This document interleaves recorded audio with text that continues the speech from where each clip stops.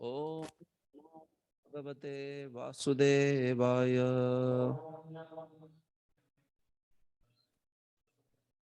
ओम नमो भगवते वासुदेवाय।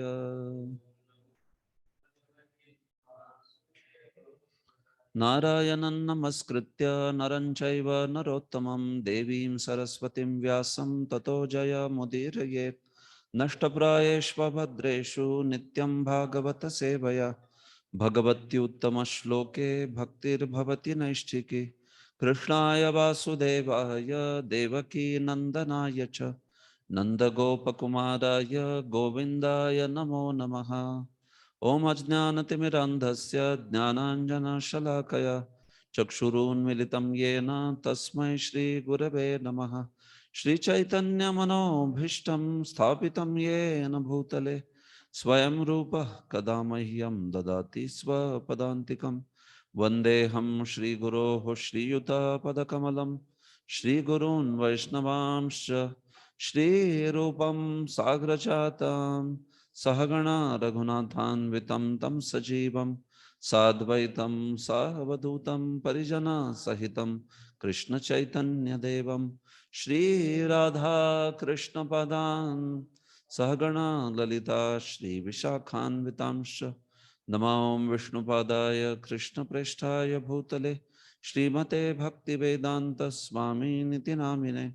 नमस्ते सारस्वते देवे गौरवाणी प्रचारिणे निर्विशेष शून्यवादी पाश्चात्य देशतारिणे। नमो महावदान्याय कृष्ण प्रेम प्रदायते कृष्णाय कृष्ण चैतन्य नामने गौरत्विषे नमः। हे कृष्ण करुणा सिंधो दीनबंधो जगतपते गोपेश गोपिका कांत राधा कांत नमोस्तुते। तप्त कांचन गौरांगी राधे वृंदावनेश्वरी वृषभानुसुते देवी प्रणमामि हरिप्रिये।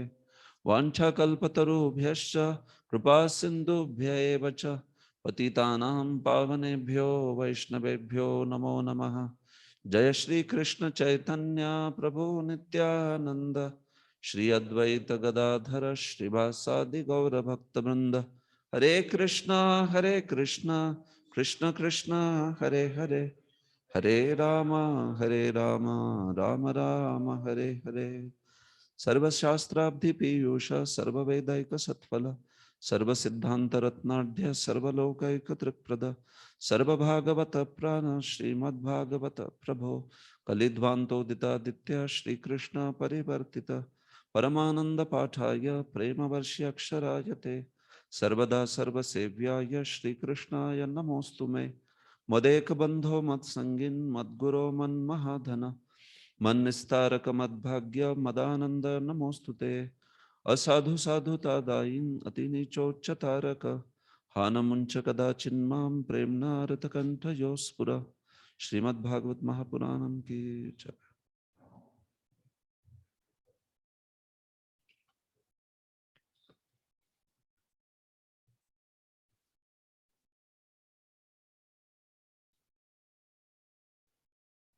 हरे Krishna.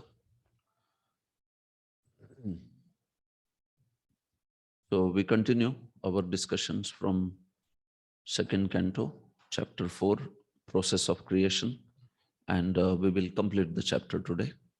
We have seen till verse 14 till now, till yesterday. So in this chapter, in the first 4 verses, we saw the Praktani Sthiti, the mental disposition of Parikshit Maharaj.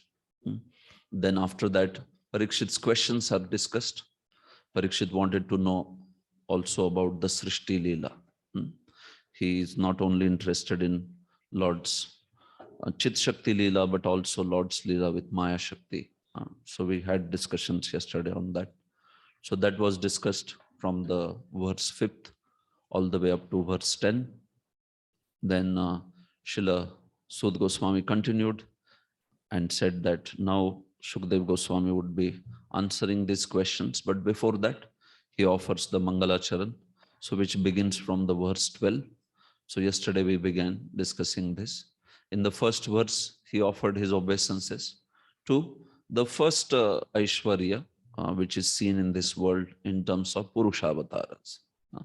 So he offered his obeisances to Prakriti Antaryami, which is Mahavishnu, and also Samashti Veshtinam Antaryami, meaning Garbhodakshayi Vishnu and Kshirodakshayi Vishnu. So that was done in verse 12. Verse 13, he offered his obeisances to the Lord by remembering the general Samanya Prayojan, the general purposes of his appearance, especially Satvrichina Chide Paritranaya Sadhunam, that aspect, and also Asatam Asambhavaya, Vinashaya Chudushkritam, that particular aspect. In the next, he speaks also about that he is the bestower of prema, or he is the bestower of moksha. So the aspect of apavarga also is spoken. In the next verse, he spoke about, verse 14, he spoke about the antarang prayojan, the special purpose, which is Namo Namaste Rishabhaya Sattvatam. Why does he come in this world? Is to have pastimes with his devotees, to reciprocate with them. That is the main purpose. Because that is what he does in the spiritual world also. So he manifests those pastimes in the material world. Swadhamani Brahmani Ramsyate Namaha. He does Ramanam just as in the spiritual world. So to manifest that, he comes in the material world also.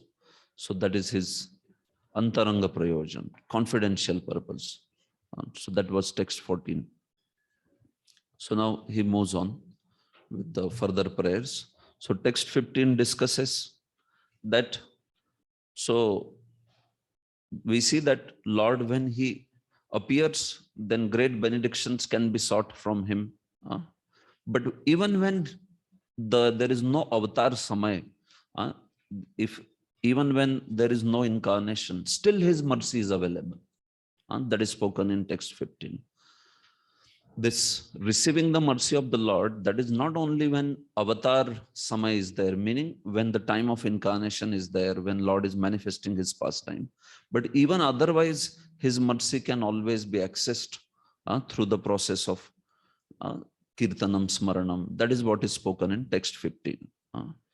See, Vishwanath Chakravarti says, Shrajiv Goswami says,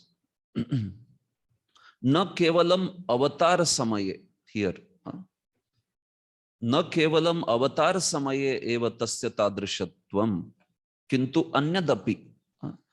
It's not that only on the avatar samay, meaning only on the time of, only at the time of his appearance, when he is manifesting that Prakat Leela, that is when you can access his mercy. No, even otherwise also, he can be, his mercy is accessible and he can bestow those benedictions, whatever it means, meaning apavarga or meaning the prema, the love of Godhead. So even otherwise, so that is spoken in this particular verse. How can you access his mercy when he is not in Prakat Leela? By following the process of bhakti, by doing his kirtanam, smaranam and all that. So that is spoken here. Yad kirtanam, yad smaranam, yad ikshanam, yad vandhanam, yad shravanam, yad arhanam, lokasya sadyo vidhunoti kalmasham, tasmai subhadra shravase namo nama. Yes.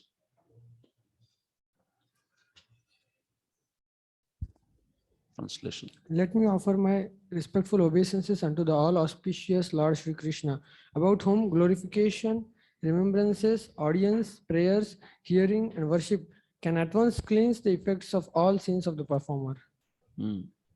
So one whose kirtana, yasya kirtanam, yasya smaranam, like that. One whose kirtanam, one whose smaranam, one whose darshanam, ikshanam can mean audience or darshan, offering prayers unto him, hearing his glories, worshipping him. What does it do? Immediately it cleanses one from all the kalmash. Lokasya sadyo vidhunoti kalmasham. Very quickly, one will be delivered from all the contamination that is there in his heart. Tasmai subhadra shravase namo nama. So let us offer our respectful obeisances to that Supreme Lord, who is Subhadra Shravase Namo Nama, meaning one who had such a fame. Shravas means yasha, glory. Such glory, such fame he has that when one hears it, when one chants it, one will also become most auspicious, most Mangala, Subhadra. So that effect of all the kalmasha being taken away is there in his name itself, meaning Subhadra Shravase is showing that aspect of lokasya sadhyo vidhunoti kalmasha. Like that. Such is his fame, sorry, or even frame, his beautiful form, right? Such is his beautiful form, and such is his shravas, such yasha, such glory, that one who hears it becomes bhadra, becomes freed from all the contamination, like that. So that is what he is saying in this verse. Lokasya sadhyo vidhunoti kalmasham. So Srila Jeev Goswami also, Srila Vishwanath Chakravarti also here says that this particular verse is saying tat prapti pratibandhakam kalmasham. If somebody says that, oh, how to achieve this Lord, then how to attain this Lord when he is not around, when he is not doing prakat lila. So yes, he can be achieved by the process of bhakti, which involves ninefold processes of devotional service. So when you perform these processes, then all that which acts as an obstacle to see him or to attain him will be destroyed. That is what the purpose of this verse he says. Tat prapti pratibandhakam kalmasham. Tat prapti means Krishnasya prapti. So भगवान के प्राप्ति में जो प्रतिबंधक कल्मश है वो सब दूर हो जाता है. कैसे? By chanting his names, by getting his audience, by remembering his lotus feet, all this Shravanam, Kirtanam, Vishnu Smaranam, Vandanam, Archanam, and all that. So this is the great effect. This is the great mercy of the Lord. Not that only when he appears, but you can access his mercy, but he also leaves a process by which one will be able to attain him even otherwise, right? Even in 10th canto, this prayer is there that the great devotees, they cross over the ocean of birth and death, and they also leave a boat for others to cross. So what is that boat? That boat is the process of bhakti yoga. That boat is the sampradaya, which offers the process of bhakti yoga for even others. Those who are going to be coming in the future, they can access that boat and they can also cross over the ocean of birth and death. Like that, Swayam Samuttirya Sudusturam Dyuman Bhavarnavam Bhima Madhabra Sauruda. Like that, he says. So this is the point. So this process is what is being glorified over here. So Prabhupada in purport. The sublime form of religious performances to free oneself from all reactions of sins is suggested herein by the greatest authority, Sri Shukadeva Goswami. Especially Kirtanam in that, which is most powerful to do the Shuddhi, to do all the purification. So Kirtanam Prabhupada glorifies. Kirtanam can be performed both by singing the glories of the Lord in accompaniment with melodious music and by recitation of scriptures like Srimad Bhagavatam or Bhagavad Gita, right? Kirtanam is what? Kirtanam is Uchchayetu Bhasha Kirtanam. You speak or sing the glories of the Lord loudly, that becomes Kirtan. Loudly means others can also hear. So if the japa is done loudly so that others can also hear, it would be called as Kirtanam then. So this Kirtanam can be, Rupa Goswami explains in Bhakti Rasamrita Sindhu, this can be Rupa Kirtanam, Dhyana Kirtanam, Nama Kirtanam, Lila Kirtanam. So all of this can be considered forms of Kirtan. So even speaking on scriptures like Srimad Bhagavatam or Bhagavad Gita, it is Kirtanam actually. The glory, the Kirti is sung of the Supreme Lord, like that. So that may be then Guna Kirtanam there, or it may be Rupa Kirtanam. It depends on the topic. It may be Lila Kirtanam, that way. And Nama Kirtanam obviously is, very most powerful. So that is there. Prabhupada, the devotees need not be disappointed in the physical absence of the Lord. Jiva Goswami's point. This is thinking they are not associating with him. The devotional processes of chanting, hearing, remembering, either all of them or some of them or even one of them, ekanga, anekanga, can give us the direct desired result of associating with the Lord by discharging the transcendental loving service of the Lord in the above manner. So Prabhupada is addressing that particular idea that yes, we may not be fortunate enough to get Lord's mercy in his Prakat Leela, but still by the process of bhakti, one will be able to access the same mercy. So that is what is spoken over here.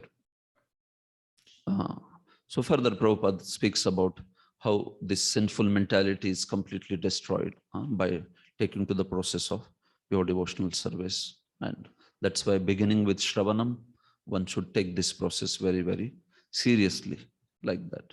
Especially he guards that the mentality of committing sins willfully on the strength of devotional service, namno baladiyasya papa buddhi, that is a greatest offense.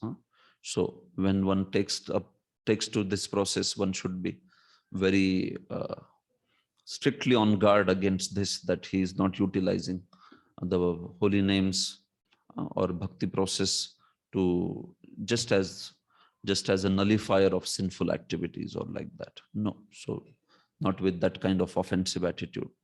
Then one will be able to progress in the path of bhakti like that. So that is the point of this verse. Text 16. Vichakshana yacharanopasadanat sangam vyadasyo bhayatontaratmana vindanti hi brahmagatim gataklama tasmai subhadra shravase namo nama.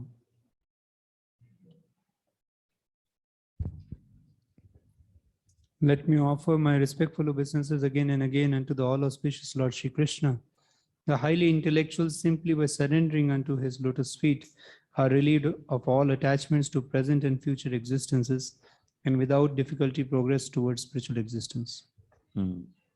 So the prior verse spoke about lokasya sadyo vidhunoti kalmasham, like that.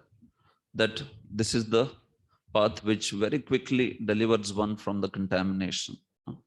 So this particular verse is saying that even the great jnanis, the jnanis which are like, which are considered much higher and greater than all the karmis, those who follow the path of karmakand.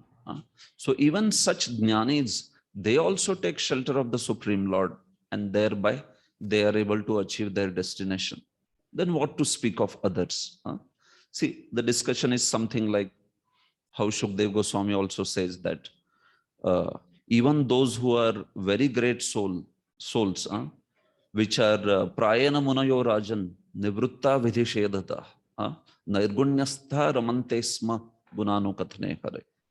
Even those great souls which have gone beyond all vidhi and nished, even such liberated souls glorify the Supreme Lord.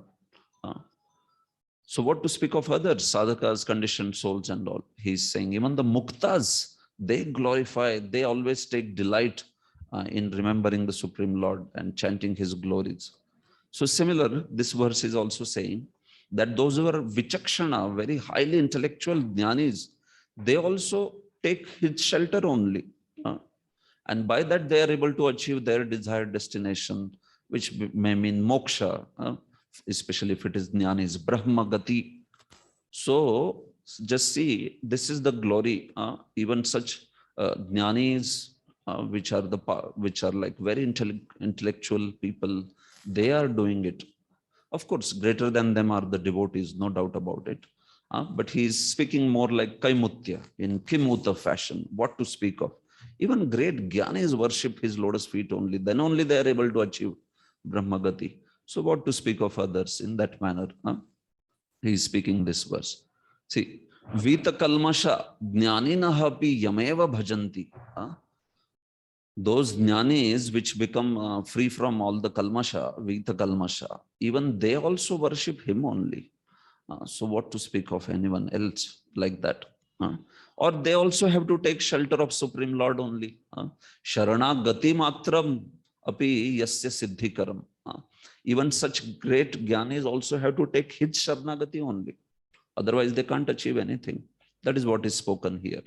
Vichakshana yat charanopasadanat. The great intellectual jnanis, yat charanopasadanat, by doing upasadan, by approaching or by taking the shelter of that Supreme Lord, Sangam Vyudasya Ubhayato Antaratmanaha. They are able to give up all attachments with this world. Vyudasya, giving up. Ubhayataha, meaning iha paratracha, the attachments in this world and also attachments of the future, meaning they don't have any attachment in this world and they are also not desiring to attain some swarga or some that kind of planets. Ubhayataha sangam vyudasya iha paratracha, this life and afterlife, they give up all such attachments. Antaratmanaha, the attachments which are of the, their antaratmana, meaning heart and soul.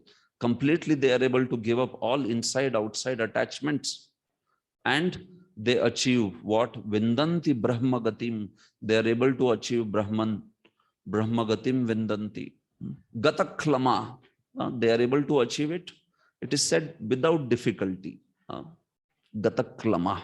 Tasmai Subhadra Shravase Damo Nama. So we offer our obeisances to that Lord, whose fame is like that, whose glory is like that. See, again and again, this line is being repeated. Subhadra Shravase, Tasmai Subhadra Shravase Namo Namah. Again and again, this is being repeated to show that how important it is that one should be focusing on this process of bhakti. It is to show pradhanya. It is to show how this bhakti process is the most glorious, to show that. That is why this line is being repeated again and again like that. So even jnanis, they are able to achieve their goal only by his mercy. That is his point. Then their path also will become somewhat gataklama. It will become without difficulty. If they don't accept him and they want to achieve self-realization, then they can't achieve it. And the path is also very, very difficult. Klesho adhiktarastesham vyakta sakta chetasam. It is being spoken for such people. So especially this is being spoken for jnanis which are, also involving the bhakti process within them. Jnana Mishra, you can say that. That kind of jnanis. So these people, or you can also say Bhakti Mishra Jnanis, that is also fine. So these people, they are not like the others who just devoid of any knowledge of devotional service. They want to achieve Atma Bodh, self-realization. And their status, their state is being spoken by Brahmaji in his prayer. Shreya Srutim Bhakti Mudasyate Vibho Klishanti Ye Kevala Atma Labdhaye Tesham Aso Kleshale Eva Shishyate Nanyat Yatha Stula Tushava Ghati Nam. You have heard this prayer. Shreya Sritim, those who leave the path of perfection, Shreya Sriti, Bhakti. And what they do? They only try Atmalabh, Atma Bodh by some neti process or like that, without involving anything from bhakti process, no hearing the glories of the Lord, no Shravanam, Smaranam, Kirtanam and all that. So for such people it is said, Tesham, so Kleshale eva Shishyate. Only Klesh is there on their path. They don't get anything. Nanyat Yatha Stula Tushava Ghatinam. Just like if you have, rice paddy is there, and if you beat the rice paddy, then you will get some grains. But if you are given only husk, उसमें कुछ है ही नहीं अंदर, और बोला मारो इसको, beat it up and get something out of it. What will you get out of it? You will get only Karavedana, Sanatana Goswami says. You will only get very great pain to the hand because you were beating that empty husk. So nothing you received, But instead of receiving something fruitful, you received something which is undesirable, which is the trouble, like that. So this is how those jnanis who disregard, the Supreme Lord, they get only pain, nothing else in their process of so-called niti and all that. But if they have to achieve even moksha, brahmagati, then they have to have they have to involve themselves in worshipping the Supreme Lord. Then the path can be gataklama, little bit, it can be said to be without difficulty. Of course, still it is not like bhakti susukham kartam avyam, no. But it is not like those jnanis which just disregard the Supreme Lord completely. They cannot achieve anything. Rather, the path also becomes extremely troublesome in this way, like that. So that is the point. So that is why how much this Supreme Lord is glorious, and that is what is being spoken over here. That even great jnanis, they have to take his shelter only. So Prabhupada, you can see in the purport, he speaks about how everybody has to take to the process of unalloyed devotional service. So he quotes this examples, verses from Bhagavad Gita, Manmana bhava madbhakto, sarva dharman parityajya. Why? Especially because yat charanopasadanat, the surrender is being spoken, no, here. So Prabhupada is connecting it to sarva dharman parityajya, yat charanopasada. Meaning for everyone, Sharanagati unto the Supreme Lord is needed. Then only they are able to achieve their goal. That Sharanagati of Jnani is different than Bhakta. It is more like it is there in sadhan kal, only when he is practicing in that sense. But yes, he has to accept that path of bhakti. And that is why Prabhupada is quoting these verses like Sarva Dharman Parityajya and all that. So Prabhupada says, in the Bhagavad Gita, there are different instructions for men of different categories. And there are various descriptions for Varnashram Dharma, Sannyas Dharma, Yati Dharma, renounced order of life, controlling senses, meditation, dhyanam, perfection of mystic powers, etc. But one who fully surrenders unto the Lord to render service unto him, out of spontaneous love for him, factually assimilates the essence of all knowledge described in the Vedas. So Prabhupada is speaking here that one has to come to that conclusion of fully surrendering unto the Supreme Lord. Then only one is able to achieve the highest perfection this way. As enunciated by Srila Jiva Goswami, Brahmagati means to attain a spiritual form as good as that of the Lord. And in that form, the liberated living being eternally lives on one of the spiritual planets situated in the spiritual sky. So Srila Jiva Goswami especially speaks about this Brahmagati in terms of achieving the association of the Supreme Lord, like that.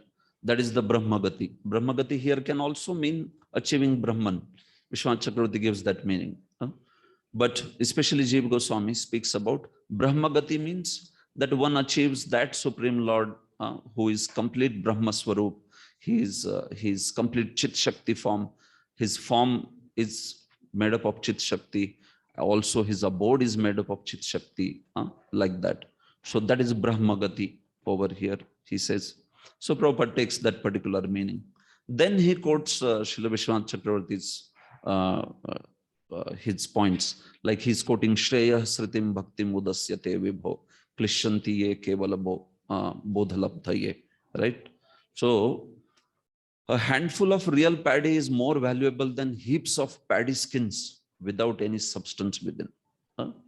Similarly, one should not be attracted by the jugglery of Karma Kand or Jnana Kand or even the gymnastic performances of yoga, but skillfully should take to the simple performances of Kirtanam Smaranam under a bona fide spiritual master and without any difficulty attain the highest perfection.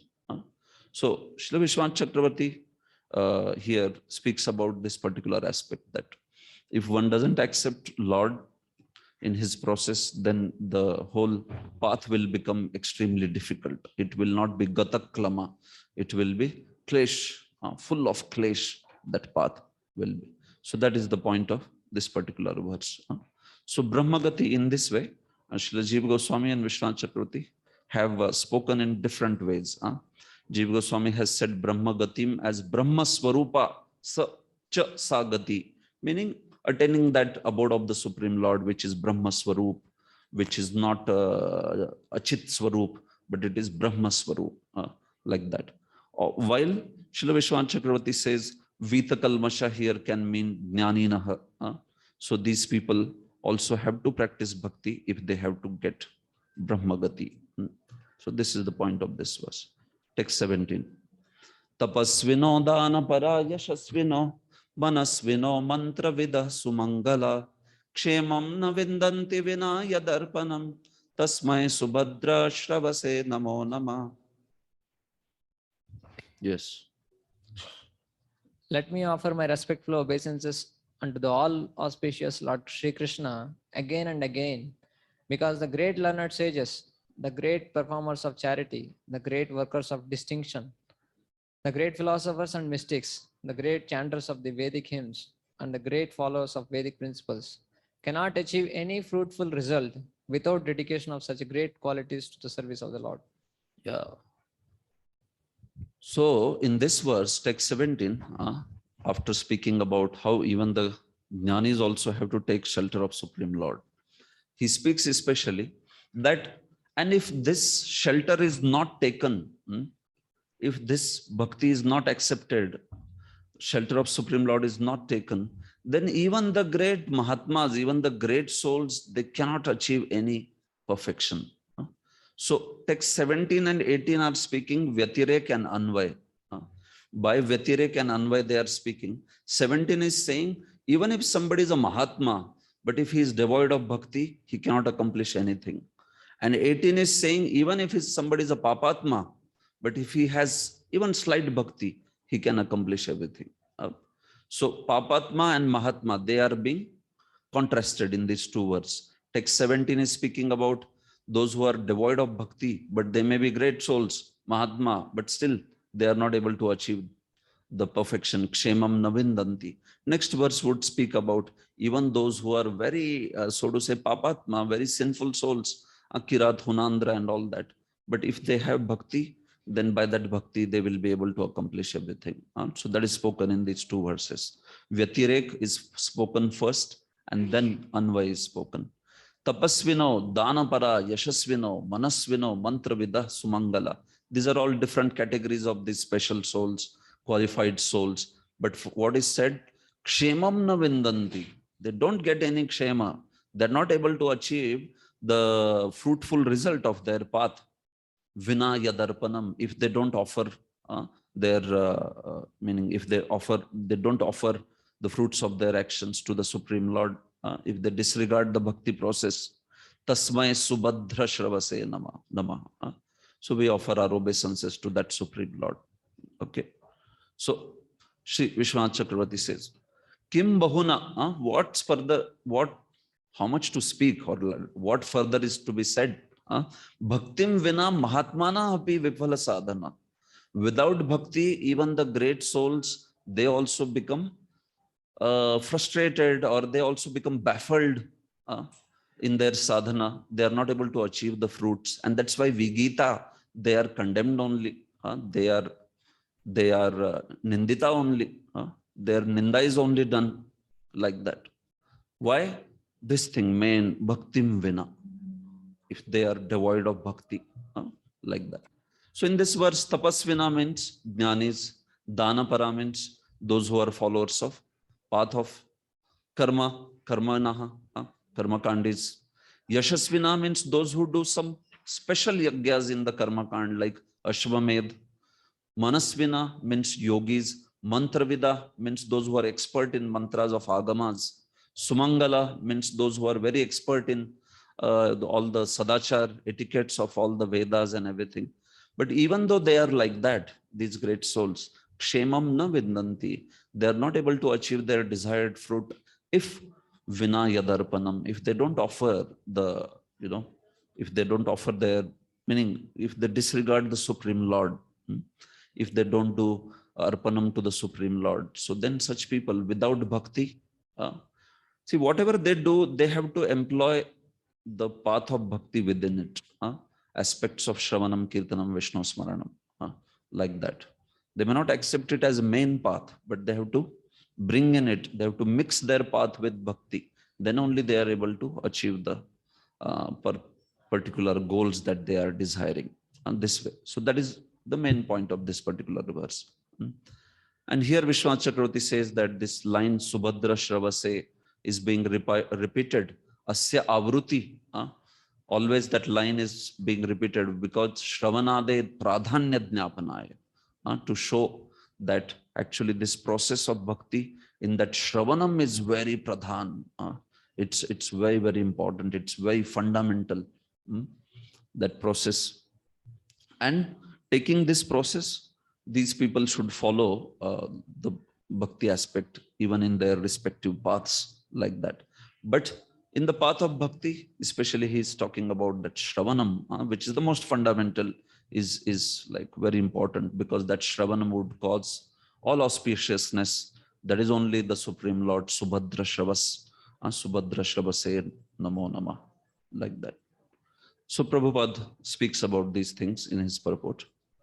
Advancement of learning, charitable disposition, political, social, religious leadership, all these manasvina, tapasvina and all that.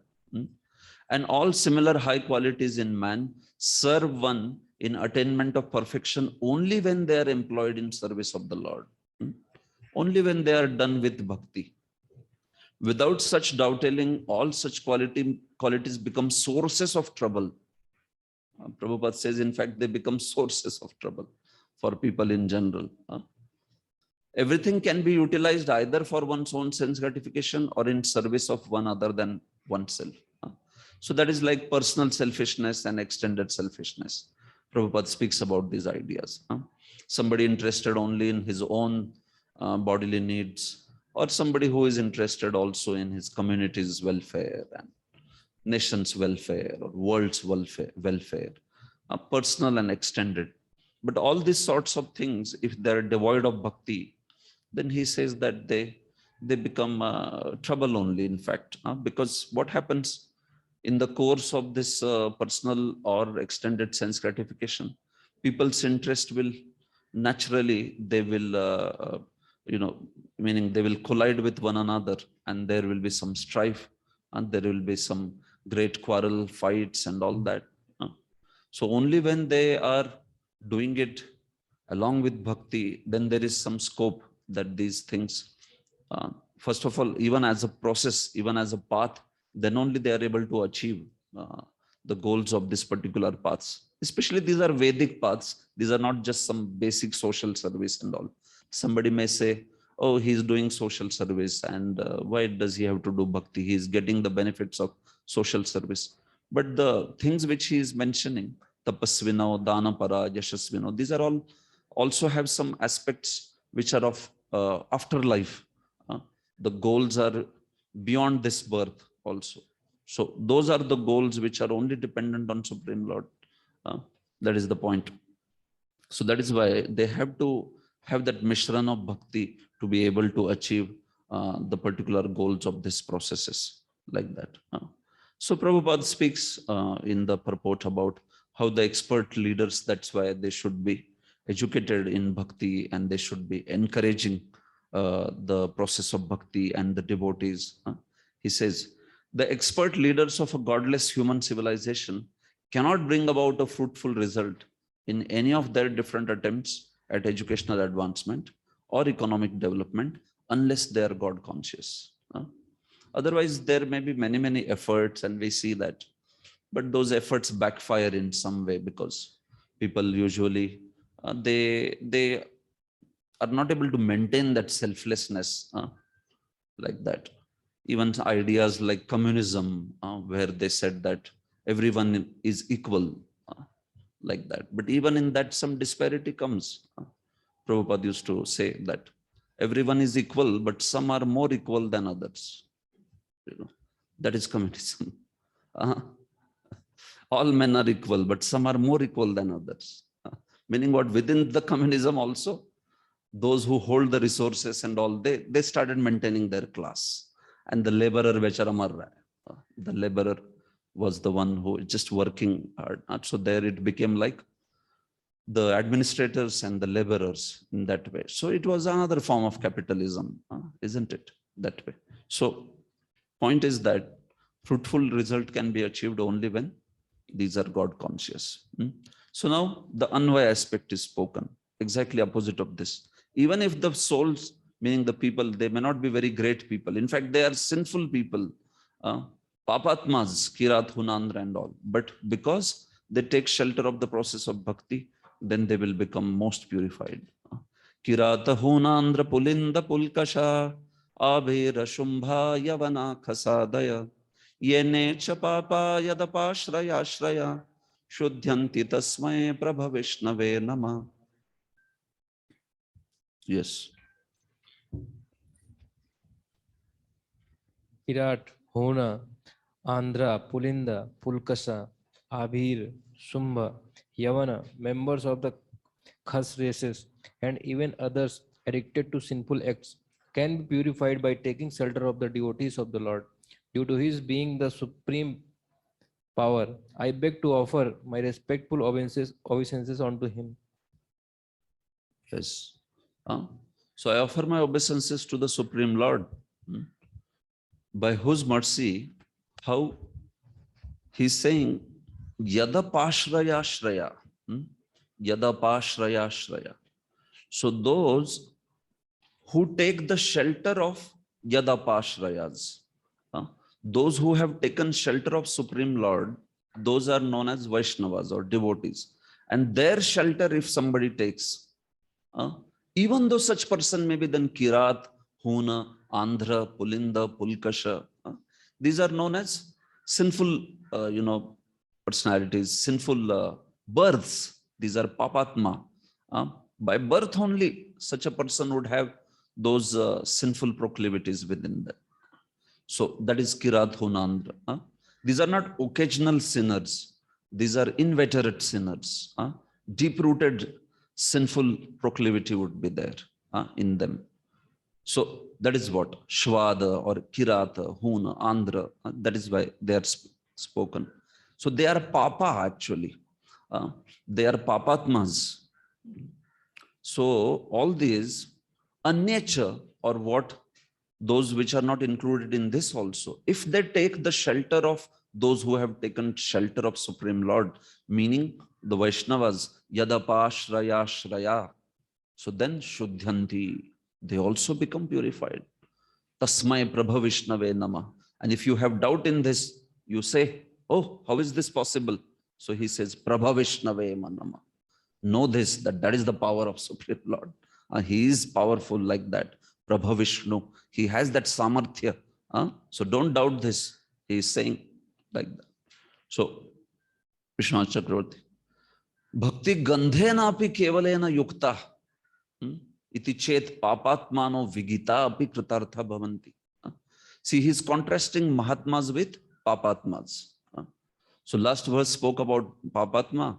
It spoke about all these Mahatmas without bhakti in the last verse. Here he's saying papatmas with bhakti. So what happens? Bhakti gandhena api. Even if a trace of bhakti is there, some tinge of bhakti is there, he says they are vigita. They are actually condemned by their birth, but they become kritartha.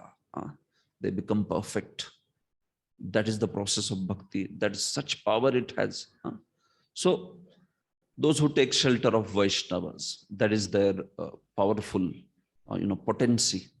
Sadguru charanashraya matrenaiva jati karma bhyam sakashat papina.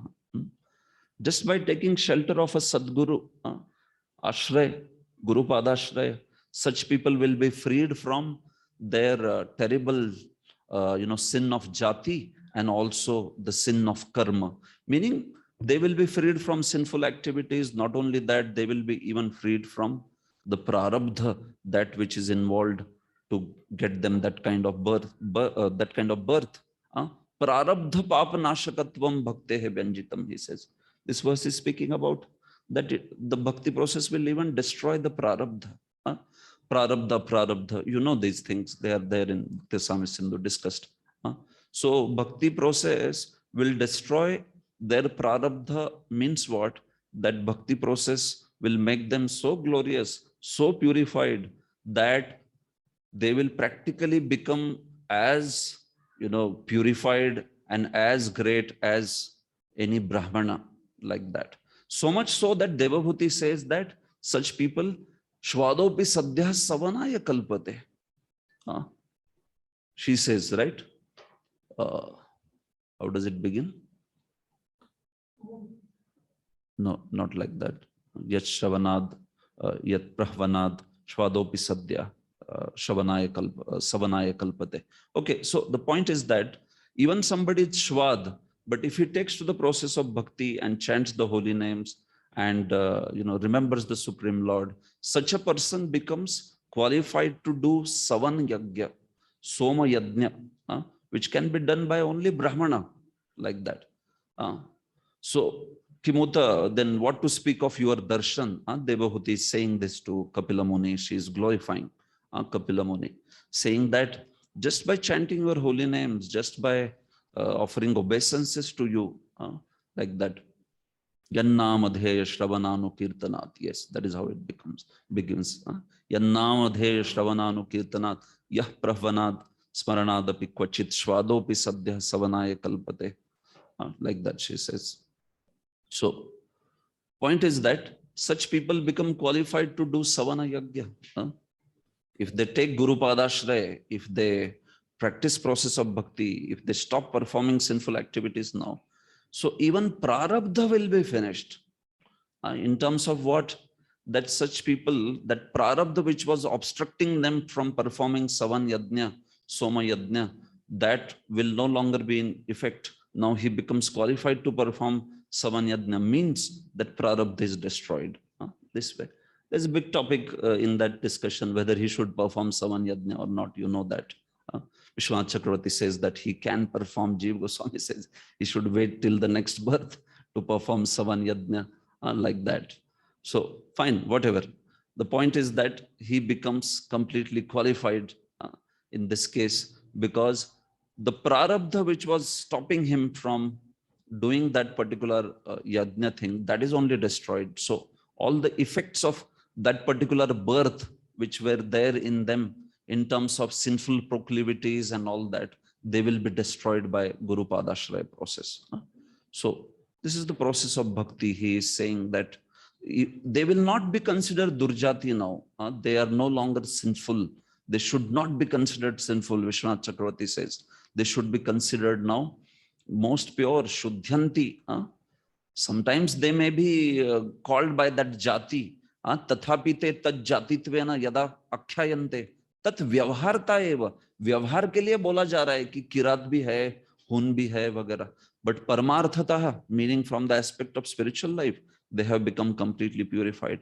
So that's why he says one should not judge a devotee based on his prior background. Once he accepts Guru Padashraya and starts following the process of bhakti, then he says, Arche Vishnu Shiladi Guru Shu Naramati, Vaishnave Jati Buddhi. So we don't then get into, which background he comes from and this and that. So because there is no durjati after one takes to the process of bhakti, like that. So he's speaking this quite strongly, this particular point. Here one should not feel this is not possible or like that, because even within Vaishnava Sampradaya, such ideas are there that holy name can purify, but it can purify only up to certain extent. It may not be able to purify one to destroy even prarabdha and make him equivalent as Brahmana. So there are many who argue against that particular principle, even within Vaishnava Sampradaya. So that's why Vishwanath Chakravarti says that don't doubt it. It is Prabha Vishnave, he says. Lord is Samartha. He is, his holy name, his process is powerful enough to do that. Na atra yukti yojaniya, he says. Here you should not apply logic saying how is it possible, and even if you put wine in a vessel and wash it, still the smell of the wine will remain, and like that all such yuktis are given, right? So he says those yuktis and all that we should not apply. So Prabhupada has given interesting, see, each one of this Kirat, Huna and Andhra, they have particular parentage. That's how they are distinguished. Kirat, Hun, Andhra, who, what is the mother and what is the father? What combination generates this? Is the basically, Vijay Dhwaj and many other Vallabhacharya, they have explained. Kirat kisko kahenge, Hun kisko kahenge, Andhra kisko kahenge. Prabhupada gives an interesting purport in which he is connecting them also to the regions. This region, this region, this region, this region. So I saw that only Prabhupada has done. None of the acharyas. They have all connected only to the parentage. Okay, Brahman mother and Shudra father, Shudra mother and Kshatriya father, and all such sorts of things. Prabhupada connects them to even the provinces. So how does he do that? He does this based on Mahabharata.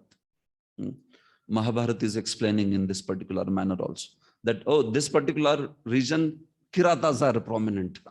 That particular region, Hunas are prominent. Andhras are prominent. Pulindas are prominent, like that, this way. So he's speaking this completely on the based on Bhishma Parva from Mahabharata. Okay, so some geographical research, Kirat. So what are Kirat? Prabhupada says aborigine tribes of India, like Bihar and Chota Nagpur and all such places.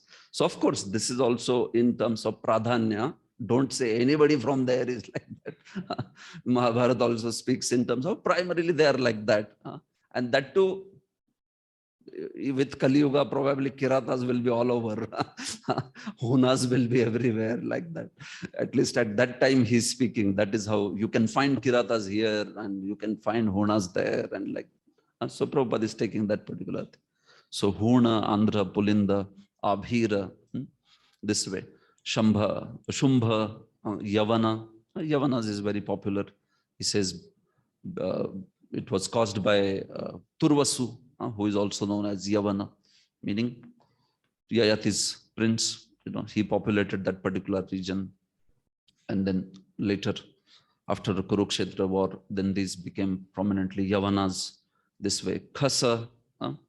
So all these things Prabhupada is mentioning. Later Prabhupada says, Jesus Christ and Muhammad, two powerful devotees of the Lord, have done tremendous service on behalf of the Lord on the surface of the globe. And from the version of Srila Shukdev Goswami, it appears that instead of running a godless civilization in present context of the world situation, if the leadership of world affairs is entrusted to the devotees of the Lord, for which a worldwide organization under the name and style of International Society for Krishna Consciousness has already been started, then by the grace of Almighty, there can be a thorough change of heart in human beings, like that. So Prabhupada is taking that aspect of Shuddhyanti Tasmai Prabha Vishnave Nama. So if only the devotees in their preaching efforts are also supported by the government officials and all that, then there can be a very great change, thorough change in the heart of the human beings all over the world, Prabhupada is saying. The politicians of the world may remain in their respective positions because the pure devotees of the Lord are not interested in political leadership or diplomatic implication. You stay in the position, but Balsar, you support these people by which they are able to perform Sankirtan, make devotees, and also, speak Krishna Katha like that. The devotees are interested only in seeing that the people in general are not misguided by political propaganda and all that. So it is like Prabhupada is expressing, beseeching that how the efforts of preaching should also be supported by all these government officials and such people. Then it can be done in a very powerful way. The whole thing can be done then in a very, very powerful way, like that. In the next para, Prabhupada addresses this idea of that Vaishnavism doesn't look at, what birth, from where, this, that. A Vaishnava is powerful enough to turn into Vaishnavas, even the Kiratas and everybody else, like that. So Prabhupada speaks this idea many places. A Vaishnava therefore can accept a bona fide disciple from any part of the world without any consideration of caste and creed and promote him by regulative principles to the status of pure Vaishnava. It's not that only those who are born in Brahmin family, only they should be accepted as bona fide candidates for bhakti or whatever, like all such ideas, right? So, yatha kanchanatam yati kansyam rasa vidhanatah tatha diksha vidhanena dvijatvam jayate nranam. It is said, dvijatvam jayate, literally, the Brahmanism takes birth. Just as kanchanatam yati, just as the bell metal by the process of alchemy, rasa vidhantaha, rasa vidhan, it can be turned into kanchanatam, meaning kanchan, suvarna. Similarly, diksha vidhan, similarly by the process of initiation, it is said dvijatvam jayate dranam. So it doesn't say that dvijatvam, he will become dvija in the next life. Sanatana Goswami says, no. It is born there and there itself, in that life itself, such a person becomes qualified Brahmana. It doesn't have to wait for next life or like that. So sometimes there are some statements within commentaries of Acharyas and all, they get interpreted in that particular fashion. So that's how this kind of idea is very strong, even within some sections of Gaudiya fold and all that. But Bhagavatam itself doesn't support this particular idea. And Vishwas Chakravarti speaks it very vehemently, saying that actually Brahmanism is generated if one accepts the process of initiation and by that follows all the rules and regulations. So such a person can be accepted as a bona fide Brahmana. And then that is how he can be also accepted as a bona fide Guru and further sannyasi and Guru and everything like that. The Vaishnava never accepts another Vaishnava on the basis of birthright. Just as he never thinks of the deity of Lord in a temple as an idol. So that Guru Shunaramati and Vaishnava Jati Buddhi, Arche Vishnu Shiladhi and all that. Those points he is speaking over here. The conclusion is that the Lord, being all powerful, can under any and every circumstance accept anyone from any part of the world, either personally or through his bona fide manifestation as the spiritual master. Prabha Vishnave. He's addressing that idea, last para. Being all powerful. Prabha Vishnave Nama. Okay. Text 19. Sa esha atma vata madhishwaram trayi mayo dharma mayo stapo maya gatavyalikaya raja shankara adibhir vitarkya lingo bhagavan prasidatam.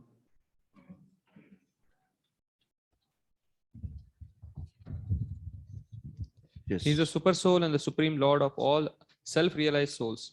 He is the personification of the Vedas, religious scriptures, and austerities. He is worshipped by Lord Brahma and Shiva and all those who are transcendental to all pretensions. Being so revered with awe and veneration, may that supreme absolute be pleased with me. Yes. So by Vyatirek and Anvay, it was shown that only by bhakti one will be able to accomplish goals of even their respective paths.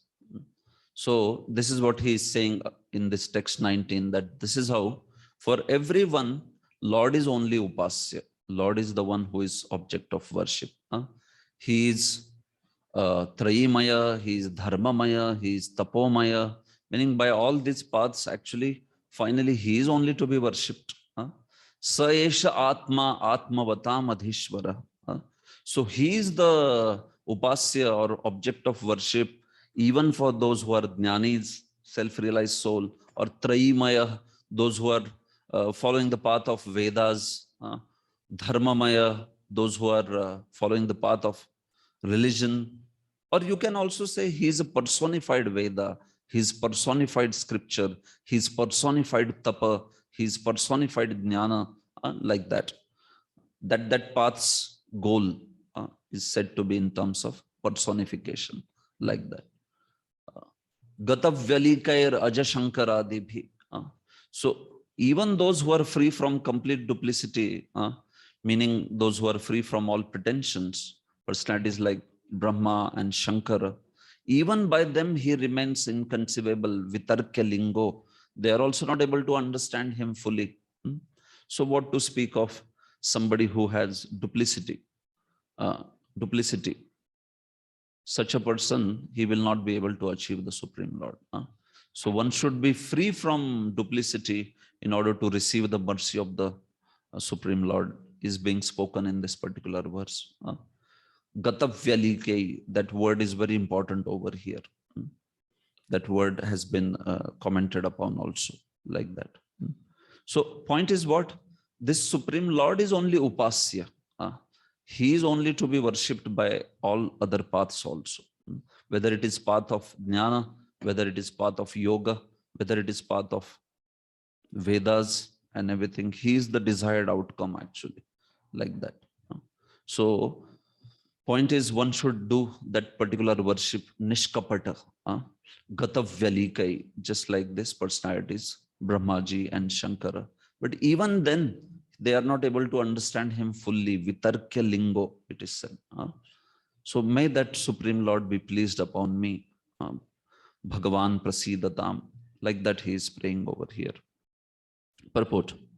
Supreme Lord, the personality of Godhead, although Lord of all followers of different paths of self-realization, is knowable only by those who are above all pretensions. So Prabhupada practically bases entire purport on that line, that word Gatavyalikair, meaning one should be free from pretensions. Nishkapat, he cannot be full of pretensions and try to understand the Supreme Lord.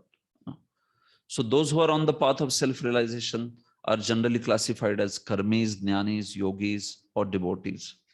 So he says that in all these paths, the purpose is Supreme Lord only. Bhagavati achalo bhavo, that particular idea, like that. Further, a living entity by his constitutional position cannot be void of all desires. But the Nishkami devotees of the Lord desire everything for satisfaction of the Lord. They are completely dependent on orders of Lord and always ready to discharge their duty. So point is what? These devotees who are Gatavyalikai, they are dependent on Supreme Lord, they are Nishkama, that aspect is being said. So if one wants to understand the Lord fully, then one has to be Gatavyalikai. Somebody may achieve other goals of the other processes by a little bit mishran of bhakti. But if you want to know him in complete truth, then one should be free from pretension and desire only to please him. Even then, some aspect of his, many aspects of his personality are difficult to understand. So what to speak of somebody who has that kapat bhav, he is saying. So example of Brahma and Lord Shiva is cited over here. Gatavyalike, Prabhupada says, Jiva Goswami says that it is projita kaitava, rejecting all the kaitava, which means rejecting all karmakand aspects or rejecting all, even the path of moksha, like that. So that is the point of Gatavyalikai. The conclusion is therefore that the Lord is for everyone because no one can achieve the result of his respective desires without his sanction. But as stated by Lord in Bhagavad Gita 8.9, all such results are awarded by him only, like that. For the Lord is Adhishwar, this way. But ultimately he is realized by pretensionless devotees only. So all the results are given by him only. But if you want to realize him, then you have to accept the path of bhakti, which is free from pretension, meaning which is free from kaitava. There is no desire to achieve dharmartha kama, also moksha. This is the point of Gatavyalikai. Okay, I have been speaking for a while, so I just wish to stop and check if there are any questions. Yeah. Yes, Lalit Madhav bro. We have 5-6 words more.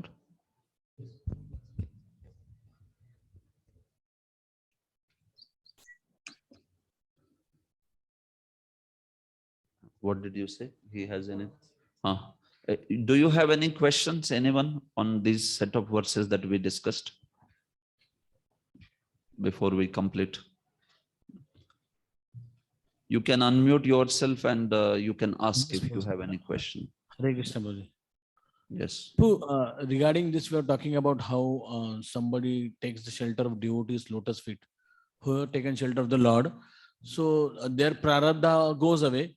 So, it means, Prabhuji, the body is like because of prarabdha, but the subtle body which is there, like intelligence and mind, which changes immediately. That's why he becomes qualified to do yajnas. Like, is it the understanding? Yes, Prabhu.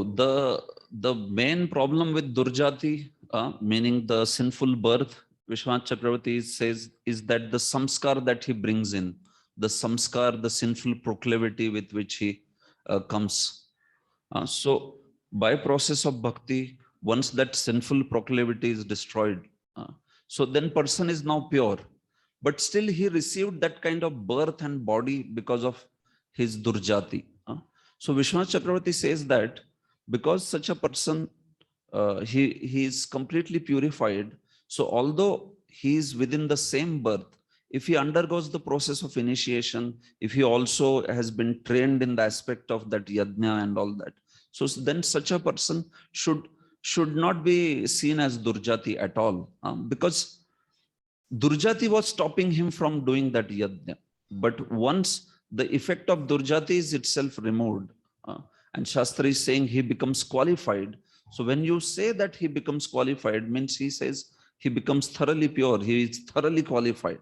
So that's why he should not be, he need not be stopped also from doing such a yajna. He can actually do such an yajna. Of course, he does say later that why should a devotee be so much interested in doing some Som Yajna? They are not interested. Why the whole fuss over Som Yajna, he says, like that. Anyway, they are not interested. But he says, don't say that he is not qualified. He has to take up another birth, because there is a line of Jiva Goswami which is interpreted in that way, where he says that Janmantar apeksha vartate. So if he has to do the Savan Yajna, then there is expectation that he takes another birth, Janmantar Apeksha. So then the Vaishnavas, following Vishwanath Chakravarti's line of thought, they have asked that what is this Janmantar? What does this mean? Does this mean another Shaukra birth, or does this mean another birth by initiation? So where is Vishwanath Jiva Goswami saying that you have to have another seminal birth, meaning you have to take another body?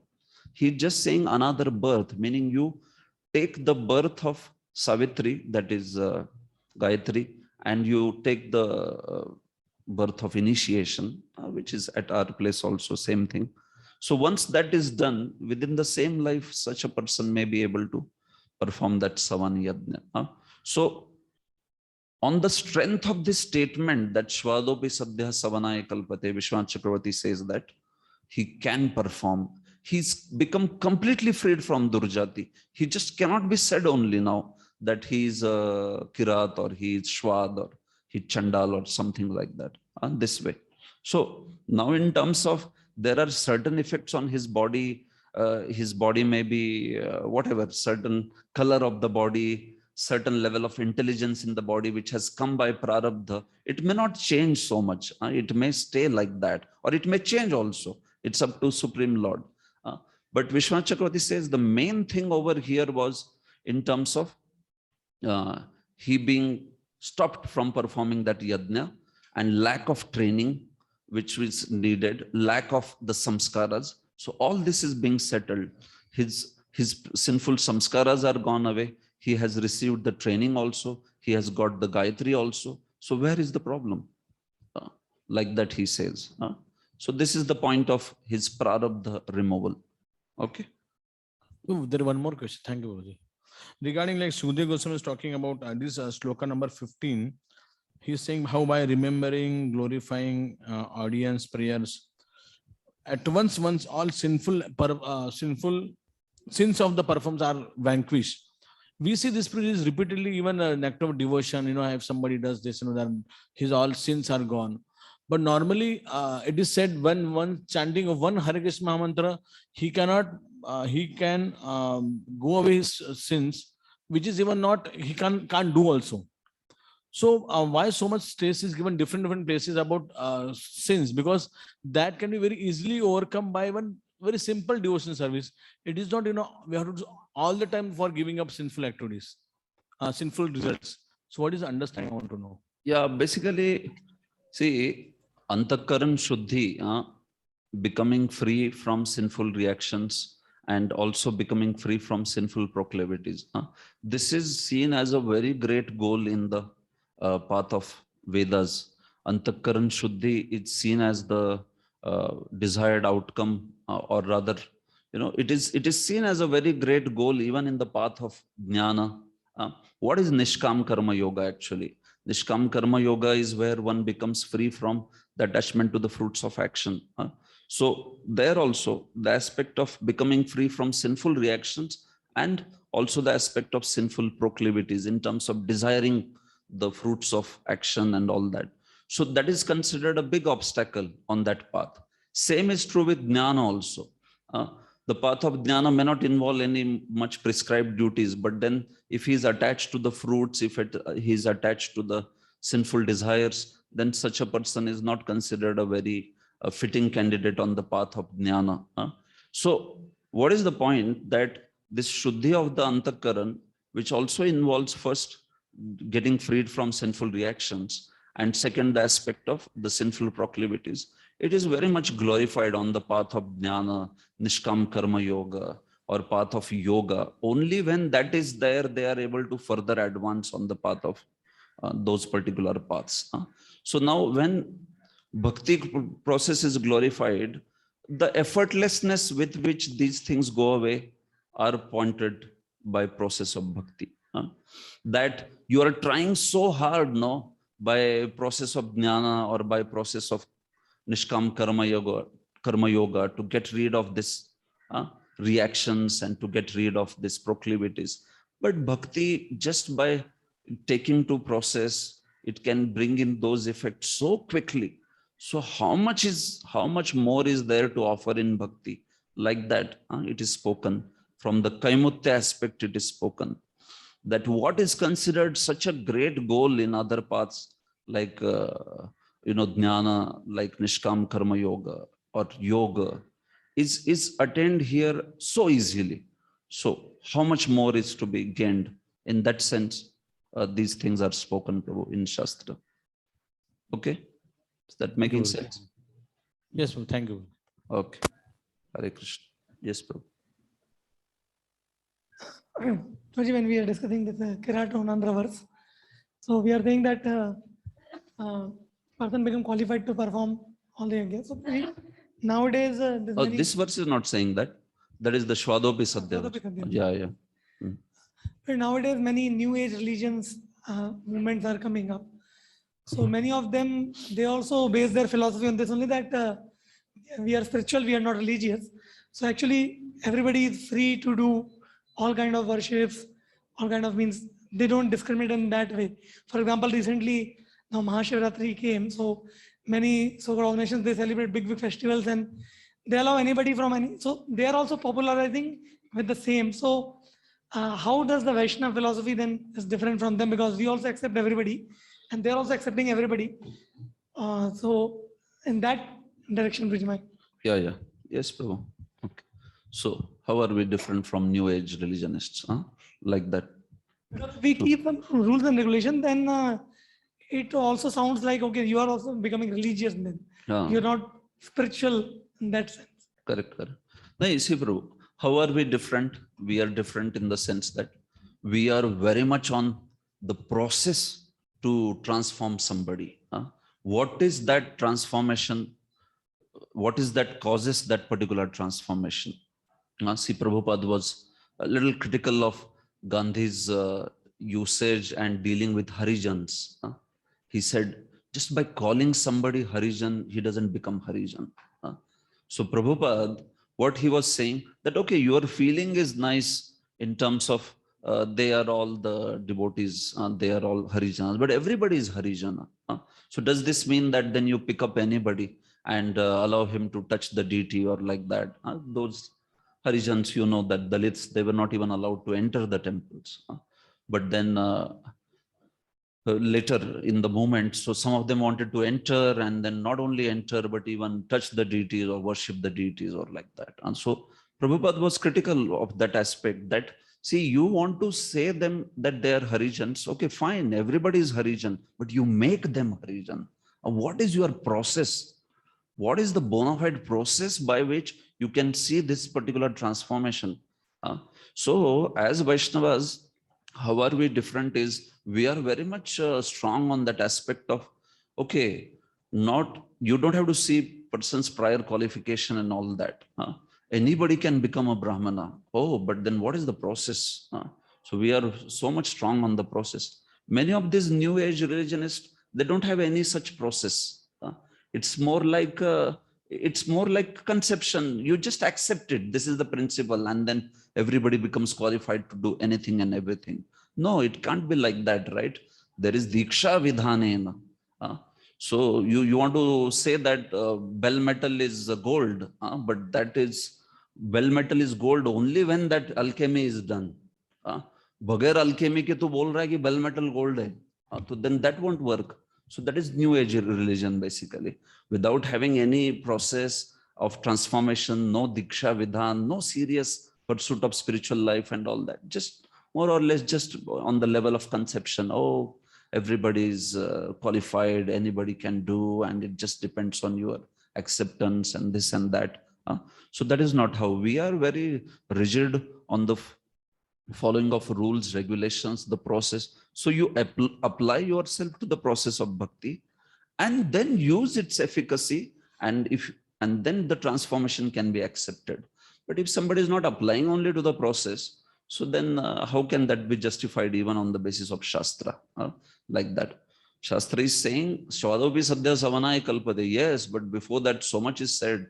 Yannamadheya Shravananu Kirtanat. Bhai, wo kar raha hai kya ye sab? If you do this, then you can accept him as Savanai Kalpade. Nothing is done, and it's just some sort of mental idea that, oh, everybody is qualified to do anything and everything. Without any training, without any Diksha Vidhan, without any samskaras, aspects of prashikshan, training and everything. So then that is just watering down everything. And somebody may do it to become very popular, because such ideas are very popular, isn't it? Everybody gets the right to do everything, They can touch Shani, everybody can touch, that Shivji at Shani Shangnapur, and like everybody should get the right for doing everything else. But it's not like that, no. It is trying to just do away with all the potency, the process which is to be needed. So how we distinguish ourselves is with that process. Actually, we have a very serious process. So somebody may also concoct some kind of process like that, but does it have Shastric basis? We have to check. Where is it mentioned in Shastra? See, biggest problem with the new age religion is it's a philosophy of what? It's a philosophy where individualism is there, right? So they take away the fundamental praman of Shastra only. So you first take away the verbal, meaning the authority of Shabda only. Then what happens? Then anybody speaks anything, feels good. I feel this is right. That is right. If you feel it's good, it's good. If you feel it's not good, it's not good. So whole thing now becomes relative. Sapekshata comes in. It's not absolute. There has to be an absolute standard of what is right, what is wrong, what is to be done, what causes transformation, what doesn't cause transformation. It can't be something just mental. But this is typical postmodern life. Postmodern life, matlab, aap praman mat bolo kuch. Don't quote Shastra and don't say Gita says. Just say that, I did it and I liked it. So you will also like it. So if you like it, you do it. If you don't like it, don't do it. ऐसा बहुत अच्छा लगता है उनको सब. That's why whenever you share experiences and all, they're very happy. In my life, I did this and I found it wonderful. So you may also take a bite, whatever. Just taste it, like that they will speak. You say, no, this is what is mentioned. You should see what Bhagavatam is saying. So he becomes extremely reluctant. So all these new age religionists and all these people, Mahashivratri, big time, extravaganza, such people doing. So it is such people you will see characteristically, they will not speak from Shastra. Such people have, completely ostracized all Shastra from their talks, from their, and you'll listen from me. I am the Shastra now. All Shastra is gone like that. So even great spiritual leaders of India, other leaders, even like Shankarites and all that, even they have pointed out this kind of new age religious leaders as very deadly because they are breaking the faith in Shastra only. So एक बार शास्त्र प्रमाण ही निकाल दिया आपने, तो फिर what is the praman then? Everything becomes completely relative. So that is what I would say. Yes. Hare Krishna Prabhuji. Prabhuji, we hear about law of karma, that whatever action we perform, we get the reaction. And now we were discussing this verse number 17 also, where that the Lord, like if we don't offer any part of our fruit to Lord, so then we will not achieve any fruitful result. But we also see that, like in last chapter we were seeing, Prabhupada had mentioned in the purport that if you donate to non-Brahmana, then that much amount you get back, or if it's half-educated Brahmana, double you get, or further also is mentioned. So this fruitful result means what exactly it means? Oh, very simple. See, any process you take of spiritual life, let it be karma kand or like that. It's not that it is everything is predestined. So when somebody takes birth, what he's going to get in terms of the money, in terms of the happiness and all that, yes, he comes with the quota. But if he accepts a process like karma kand now and does some yajna, what he's going to get is there in the quota or it is getting generated? What do you think? It will be generated now. So that is why, see, if everything was predestined, then that particular process will not make any sense only, So here, when he does now this particular new yagya of karma kand or like that, so in that process, he has to mix up the aspect of bhakti. Then it will generate the result which is desired. That is the point over there. That's the point of that. You have to follow the path of tapas, follow the path of karma kand, follow the path of jnana, right? So now when he is going to follow this particular path, what results will be generated are going to be beyond the karma aspect here. You have to see that. He's coming with certain prarabdha. If we say that anything that is going to do is also predestined, oh, that's not the philosophy. That's not how it is. No. So he is going to now take his free will, perform certain actions, which will be generating a certain karma, which he can reap the fruits of that and all. But while doing that particular process, he has to mix it with bhakti. That's the point of the verse. Yes, Prabhuji, like everything is not predestined. Based on our current actions, future will be decided. Like if I do sinful activity, I will get sinful reaction. Yeah, got it. Same way, if I do pious activity, I will get pious credits and reaction also. Now that piety also has to be done in such a way that there should be some aspect of bhakti in it. That's the point. Like that. If ordinarily, if I give any donation to a beggar, Mm. so that will not generate anything. So that's what, when I said about all these other paths, so see, it is not something very simple thing like somebody will say that, okay, if I put my hand in the fire, if it is there in my, if it is there in karma, then only it will get burnt or like that. No, see, when we talk about mixing the bhakti process, it is more from the aspect of getting those particular results, which are not like very pretty ordinary results. See, some results are very ordinary, like you said, giving some charity to some beggar or something like that. So there is some kind of piety generated by that also. Agreed. But when we talk about the path of tapas or achieving things like heavens, these path of karma kand, they have a certain goal in them. It may not be something so simple as just giving something here, there, and it will generate some benefit. In fact, some benefits are so quick that they are generated right there only, isn't it? The different seeds take different times to fructify. So the seeds, especially the desired goals of that particular path is what he is addressing. So if you take up some path like tapasya, tapasya should generate the aspect of jnana, atma jnana. That is the desired goal of tapasya. Similarly, a path like karma kand, what's the desired goal? Swarga is the desired goal. Similarly, what is the goal of jnana?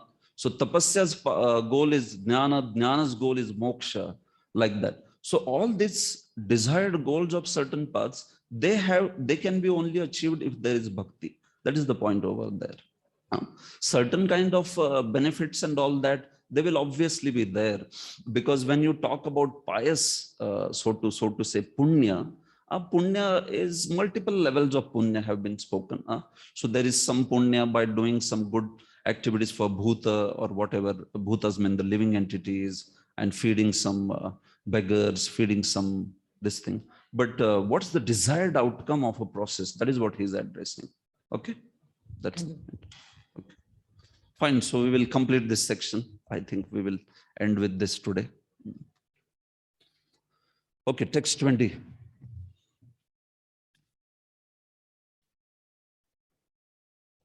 Shriya patir yajna patir prajapatir dhiyam patir lokapatir dharapatir patis gatishchanda kavrishti satvatam prasidatam me bhagavan satam pati. May Lord Shri Krishna, who is the worshipable Lord of all devotees, the protector and the glory of all the kings like Andhaka and Vrishni of the Yadu dynasty, the husband of all goddesses of fortune, the director of all sacrifices, and therefore the leader of all living entities, the controller of all intelligence, the proprietor of all planets, spiritual and material, and the supreme incarnation on the earth, the supreme all in all, be merciful upon me. So in this way, this is beautiful verse, how Lord is Pati, he is the master, he is the owner of everything. So Shriyah Pati, Yajnapati, Prajapati, many times the word Pati has come. So he's expressing his great joy and also expressing this Supreme Lord who is the beloved object of himself. Text 20, if you see, Srila Vishwanath Chakravarti says, Sarva Palakatvam. So he is the one who gives all the results. He is the one who is the desired outcome of all the paths. He is the one who is the Sarva Palak. He is the one who is the master of every path, and also he is the protector of everyone. He is the one who is, you can say, who is the one offers the benefit of that particular process. And there in that particular manner, he protects everyone. Sarva Palakatvam. Or Srila Jiva Goswami says in this particular verse, if you see, he is very clearly speaking about his own Ishtadevata. Prior, he spoke about Purushavataras and he spoke about general Prayojan and all that. But he says here in this verse, Nija Upasya Vishesham Rahasatvena Abhivajya Param Premaveshena Prakatam. Before he spoke about his Ishtadev in terms of his qualities, in terms of his activities, in terms of his Prayojan, the purposes. But here he is revealing that Supreme Lord as his own beloved Supreme Lord.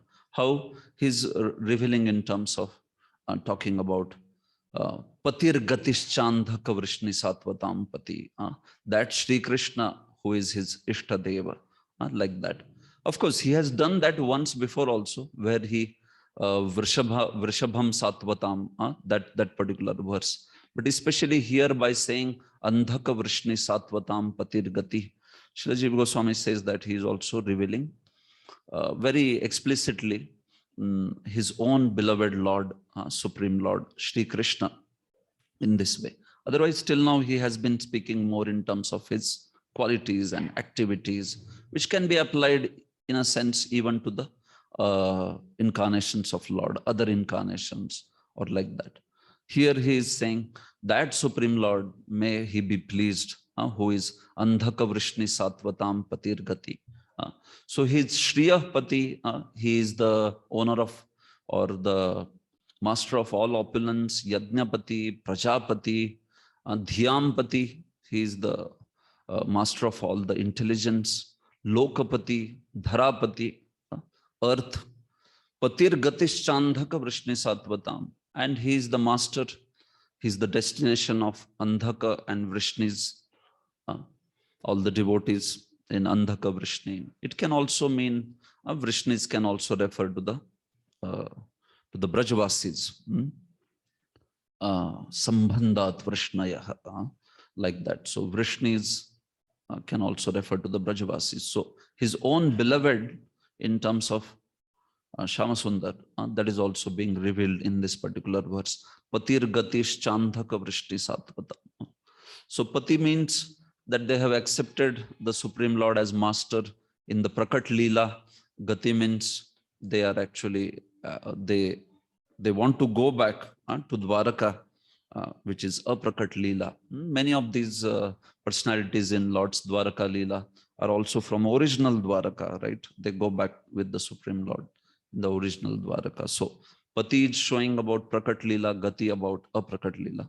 That is the meaning that Vishwanath Chakravarti gives on those two aspects. So purport, Prabhupada. Since Shukdev Goswami is one of the prominent Gatavyalikas, pretensionless devotee, those who are freed from all misconception, he therefore expresses his own realized perception of Lord Shri Krishna as being the sum total of all perfection. He's applying all these Yajnapati, Dhyampati and all that to Shri Krishna, who is his own beloved Lord, worshipable Supreme Lord. This way. So Prabhupada explains one word over here, Shriyampati. Everyone is seeking the favor of Goddess of Fortune, but people do not know that Lord Shri Krishna is the beloved husband of all goddesses of fortune. Right? Shri Krishna is the master of Chintamani Prakara Sadmasu, Lakshavrateshu Surabhira Bhipalayanta, and all that. Lakshmi Sahasra Shata Sambrahma Sevyaman. In Brahma Samhita, okay, he's quoting Brahma Samhita for that purpose. Right? So Prabhupada speaks about Ladini Shakti, Lord's Rasa Leela, Shriyampati. This is all in the context of Shriyampati. He says this: the pure devotees of the Lord, like Shukadev Goswami, who was completely detached from abominable sex life of the material world, discuss this act, meaning Rasa Leela, of the Lord's pleasure potency, certainly not in relation to sex, but to relish a transcendental taste inconceivable to the mundaners who are after sex life. So all the goddesses of fortune that Supreme Lord is the master of, they're all manifestation of his internal potency, pleasure potency. And that's why his pastimes, Prabhupada is making a point that all his pastimes are completely transcendental. He's Shriyampati, like that. They don't have any mundaneness in it. So he quotes Lord Chaitanya or personalities like Shukadev Goswami being interested in hearing. So he tells this some details about Lord Chaitanya also.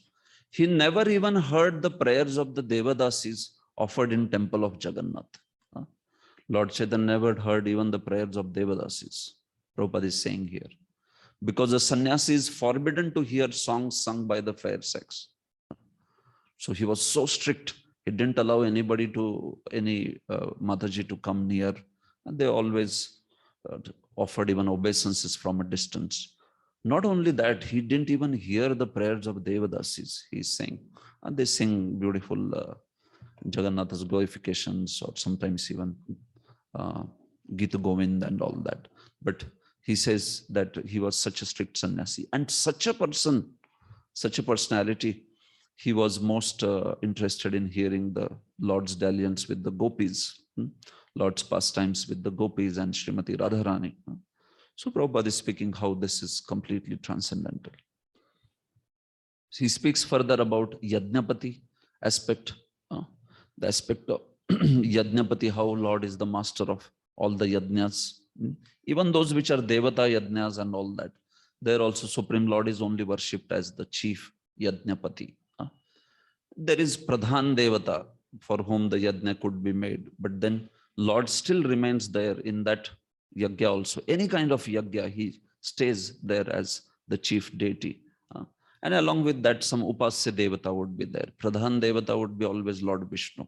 then only it can be succeeded. The yajna otherwise will be a failure. Yajna cannot work even in Vedic karma kand aspect and this way.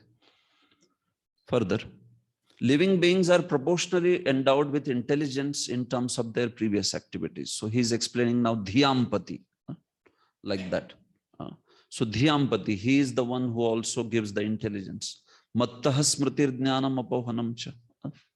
To the degree one wants to serve him, to that degree he will give remembrance. To the degree one wants to forget him, he will give forgetfulness. Mattaha smritir jnanam apohanam cha. Isn't it? So that is his point. Further, everything we see in the material manifestation is but the creation of the Lord. Therefore, he is the real proprietor of everything in the universes. Lokapati, he is speaking that particular aspect.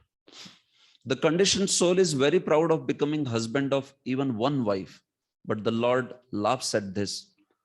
The intelligent man can know who is the real husband.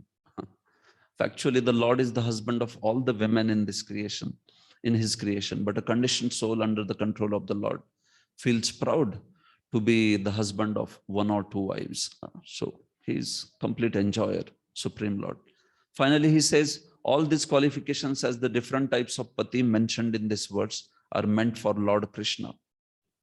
And Shukdev Goswami has therefore especially mentioned pati and gati of the Yadu dynasty. The members of the Yadu dynasty knew that Lord Shri Krishna is everything. So this is referring to the Prakat Leela aspect. And all of them intended to return to Lord Krishna after he had finished his transcendental pastimes, which is referring to a Prakat Leela, the original Dwarka abode that they wish to go. So in this way, he is Gati and Pati of all the devotees like that. Okay. Text 21. Yadangryabhidhyana samadhi dhautaya dhiyanu pashyanti hi tattvamatmana vadanti chaitat kavayo yatharucham same mukundo bhagavan prasidatam. It is the personality of God, Sri Krishna, who gives liberation by thinking of his lotus feet at every second, following in the footsteps of authorities. The devotee in trance can see the absolute truth. The learned mental speculators, however, think of him according to their whims. May the Lord be pleased with me. So now in this last few verses, 4 verses, he is basically requesting personally to Krishna. He is requesting that may he be blessed by Supreme Lord, by which he would be able to speak now, Krishna Katha, speak about the aspect of creation and further aspect of Lord's pastimes with Chit Shakti. Sa Sri Krishna eva me jnana prado bhavatu. So these last few verses, 4 verses from 21st, it is showing this aspect that may that Lord Krishna give me the knowledge, transcendental knowledge by which I will be able to answer Parikshit and I will be able to speak this Bhagavatam, meaning the glories of the Supreme Lord. That prayer is being indicated in this section like that. So he says that Yadangri bhi dhyana samadhi dhautaya dhyano pashanti hi tattvam atmana. Only by meditating or by having samadhi on the Supreme Lord's lotus feet and being purified by that, the great jnanis also understand the tattva, the great personalities, they are able to understand the tattva. But those who don't understand this, meaning those who don't meditate on him, on his lotus feet, such people, he says, is Vadanti kavayo yatha rucham. See, this line is speaking about different category and this one is speaking about different category. Those who take shelter of his lotus feet, they understand the tattva very nicely. But those who are not like that, they speak as and when they want and as and how they want. They speak whimsically. Yatha rucham. So 2 kinds of people are being said. They may be great kavis also, in the sense they are very intelligent people. But those who take shelter of his lotus feet, they understand the tattva very clearly. Those who don't, they speak only yatha rucham. They speak as they like. Meaning all their talk of so-called tattva and all that is completely bewildered. It is as per their own whims. This is what is the difference between those who take the shelter of Supreme Lord and those who are just some great intelligent people, but without taking Lord's shelter. Swa Panditya bal wale ye sab. All these kavi, intelligent people, but those who are only relying on their own power of Panditya. So then these people, we can see that Yatharucham. They speak as per their own thinking and taste and whims this way. So I don't want to do that. Srila Shukdev Goswami is saying, please, you bless me that I speak by your mercy the actual truth, and I don't speak Yatharucham. I just don't speak anything whimsically. That is what is mood in speaking over here. So Prabhupada says this. The mystic yogis, after a strenuous effort to control the senses, may be situated in a trance of yoga just to have a vision of super soul within everyone. But the pure devotee, simply by remembering Lord's lotus feet, at once becomes established in real trance. So he's speaking about this aspect of abhidhyana samadhi dhotaya, angri abhidhyana samadhi. They become purified by meditation on the lotus feet of the Lord this way. So their interest is in Lord's lotus feet. That is why he quotes Krishna Tvadiya Padapankaja Panjarantam Adyeva me Vishato. So those who are interested in Supreme Lord's lotus feet, for that purpose he is quoting Krishna Tvadiya Padapankaja Panjarantam this way. But the others who are not interested, so for them, they will just speak some tattva, they may speak some bombastic philosophy, but it will be yatharucham, it will be whimsical, it will not be real tattva. Why?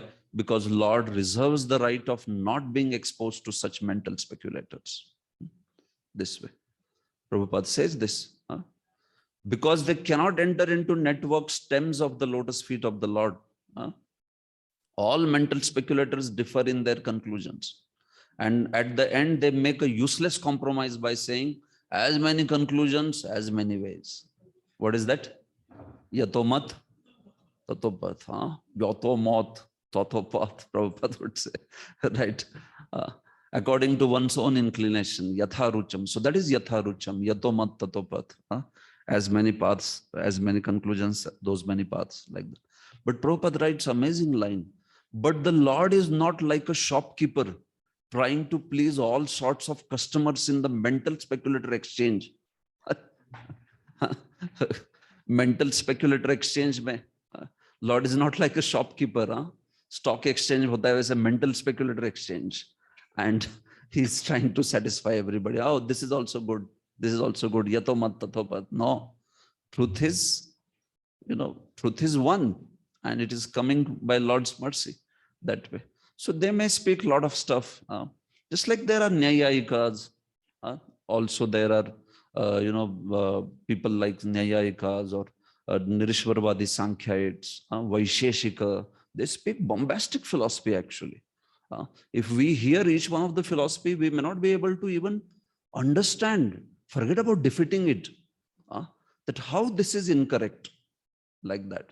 Because in Vedanta, if you have to know Shad Darshan. So if you read individual Shad Darshan, so it becomes so difficult to understand what is the fault in this. Each one of them is quite convincing in their own way.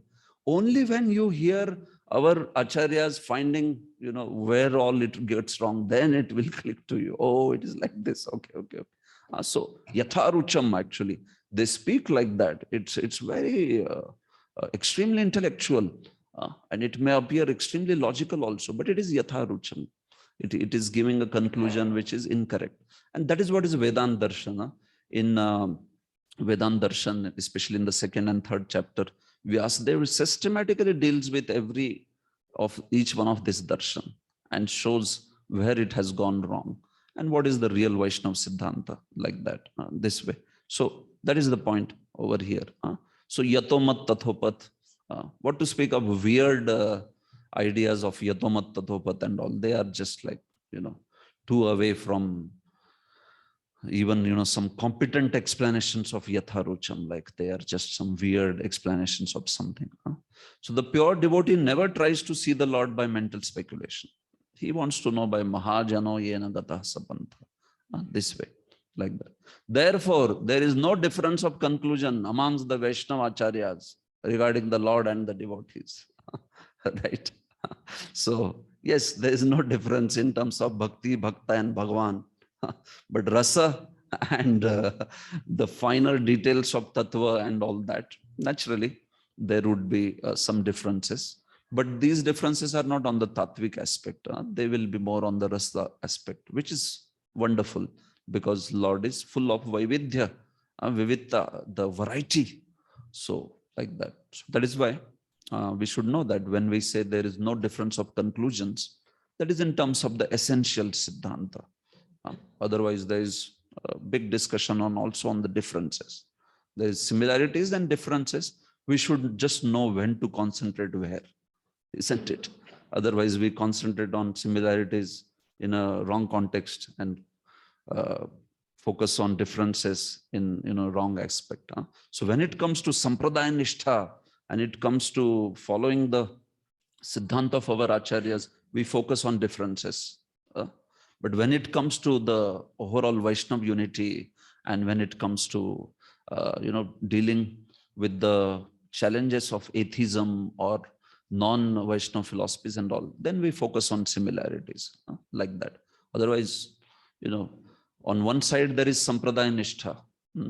So that is very, very important. And on another side, it's not that we also want to cause a lot of dissension.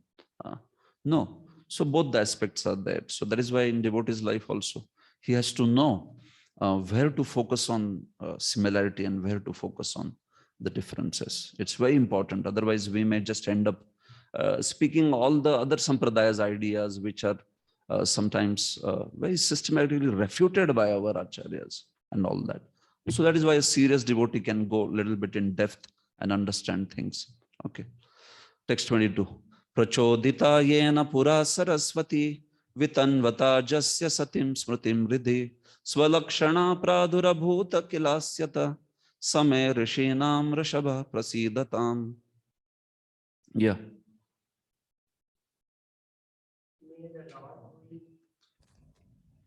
Yeah, you can see. May the Lord, who in the beginning of the creation amplified the potent knowledge of Brahma from within his heart and inspired him with full knowledge of creation and of his own self, and who appeared to be generated from the mouth of Brahma, be pleased with me. So, Samay Rishinam Rishabha Prasidatam, may he be pleased. In the beginning of creation, what happened? He was the one who Prachodita Yena Pura Saraswati. He was the one who inspired the Vedas from the mouth of Brahma. Saraswati means here Vedas, the aspect of meaning the Vedic knowledge. So he was the one who inspired that from the mouth of Brahma by giving Brahma back the memory which he had lost, Smritim Radhi.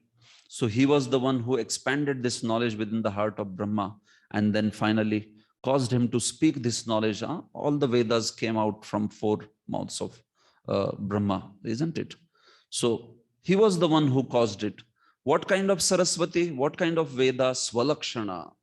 Swalakshana, that which describes Supreme Lord's glories, that which is involved with speaking of Lord's glories. So that came out of Brahmaji's mouth, Asyataha.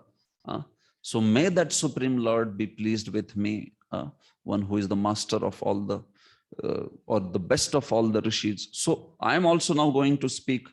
So just as you empowered Brahma to speak that Vedic knowledge, so similarly, please empower me by which I will also be able to speak this, great glory of yours. Like that, in that particular mood, he is speaking this particular prayer. Just as you inspired Brahma, similarly, you please also inspire me by which my words also will be pleasing and they will be also properly in parampara, this way. So that is the point of this particular verse. So Prabhupada speaks about Brahma is undoubtedly the speaker of Vedic knowledge. But actually, he was inspired by the Lord to receive such transcendental knowledge. Tene Brahma Hridaya Adikavaye, isn't it? And then Brahma could speak. So similarly, here also he is explaining that. There is a gulf of difference between two qualities of sound, namely Prakrit and Aprakrit. The physicist can deal with only Prakrit sound or sound vibrated in material sky, and therefore we must know that the Vedic sounds recorded in symbolic expressions cannot be understood by anyone within the universe unless and until one is inspired by vibration of supernatural sounds. How is it received in Parampara? So Prabhupada is speaking, there is Prakrit sound and Aprakrit sound. So especially Aprakrit sound, Vedic sound, the Vedic knowledge that can be received only in the Parampara, just as Brahmaji also received it from the Lord. So he's expressing to the Lord, may you bless me, by which I will also be able to speak the glory of yours, just as Brahma spoke the beautiful Vedas this way. Shukdev Goswami is praying to Lord by dint of being inspired from within by the Lord, so that he could rightly explain facts and figures of creation. Okay, text 23. Bhutair mahadbhirya ima puro vibhur nirma yashete yadamoshu purusha bhunkte gunan shodasha shodashatmaka solanka krishishta bhagavan vachamsi me. May the Supreme Personality of Godhead, who enlivens the materially created bodies of the elements by lying down within the universe, and who in his Purusha incarnation causes the living being to be subjected to 16 divisions of material modes, which are his generator, be pleased to decorate my statements. So this is also popular verse spoken before speaking Bhagavatam by many in Vrindavan and places. Yes, So lanka krishishta bhagavan vachamsi me. May that Supreme Lord decorate my words. Alanka krishishta.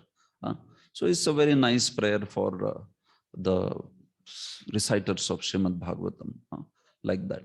So just as when he creates all this mahat and all these tattvas, he creates, and by creating, first he creates all these tattvas and all that in sarga, and then by taking from those elements, he creates many bodies, ima puraha, and then he also enters into those bodies as antaryami. Nirmaya shete yadamushu purusha. He goes and shete, he sleeps within those bodies. Sleeps here can mean also Veshti Paramatma.